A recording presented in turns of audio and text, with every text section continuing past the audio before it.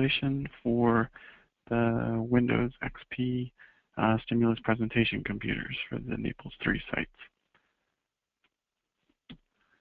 So before you get started, you'll need to get on a computer with the internet and download these 4 files. They are all standalone installer files that will run on your computer. And you need a license code that you would purchase from SpectraCal for the software. That probably will just end up emailing that to you, so you just want to paste it into some kind of text file that you can bring over to the stimulus presentation computer. The order for this, it depends on what else has been installed on the computer at your site. So you can try installing the PC client, but it may give you a warning that it needs the .NET Framework 3.5.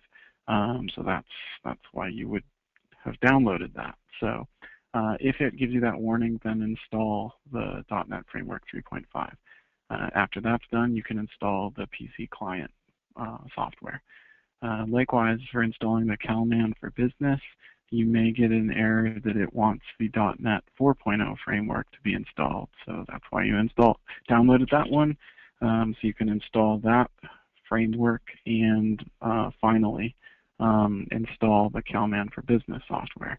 Assuming you get through those steps successfully, you should plug in the USB device that you purchased and reboot the computer. When it boots up, it should launch this CalPC client program, which just kind of sits in the background, and you can see it on the tray or toolbar on the bottom right-hand side of your computer. If you double-click it, it will pop up this window here. It's only got 2 tabs initially, but has some info about the client software. Doesn't actually matter for now. Also on your desktop, the Calman 5 for Business shortcut to that software should now exist. So if you double-click that, it opens the software, and you'll get this default view here. Part of it is cut off, but most of what we need to see is on this side of the screen. So if you click the Advanced Calibration button, then it will change the window to this target computer information list. You can say this computer and pick the Windows operating system, and we're going to do a single monitor. You can, at this point, click Next and move on, but actually you can see up here you should have a simulated meter that the software is using, not yet using your actual device. So if you click on that tab, you get all these additional options. What we want to do is click Find Meter, and then it will search and hopefully find your particular device, which might have a much different name.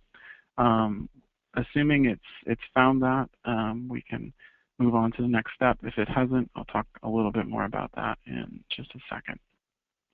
Within this screen as well, you can pick our ViewSonic monitor type. It's LCD, LED backlit LCD.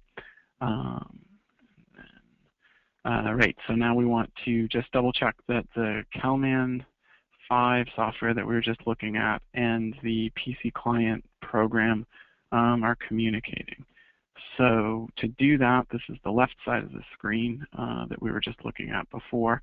You hit this little play button in the upper left-hand corner, and it gives you this list of additional options.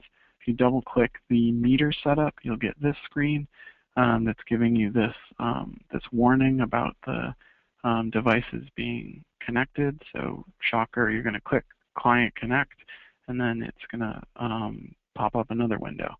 The model for the client software is this PC Client 2, which you can pick from that pull-down menu, and then you can click Connect.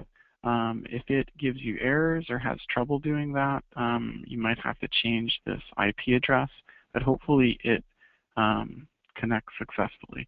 Right, so if it fails here, you can, again, on the toolbar, double-click that client PC application again and double-check what's the IP address that's been assigned to it. Does that match the IP address in the software. And making those two things match might actually get the two talking to each other. So assuming you get to this screen, they're talking to one another, you click the Authorize button, and now you get back to this meter setup screen where it actually knows that we have an X-Rite i1 display retail device, and it remembers that our screen is LED backlit.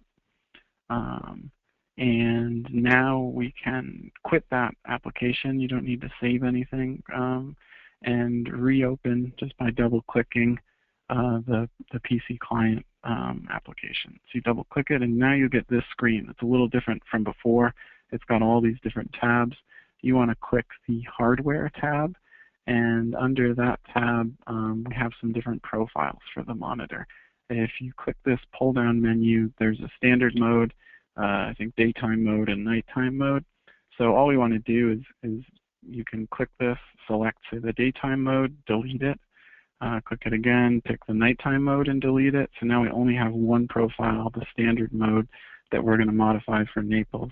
If you're running other tasks on this computer and you don't want to use this profile, you can always come back here and create a new profile. So then you can type in this name, Naples Gamma 1.0, and hit Save Profile Name. It will change the standard mode name to the name you've typed in down here. And now you're done.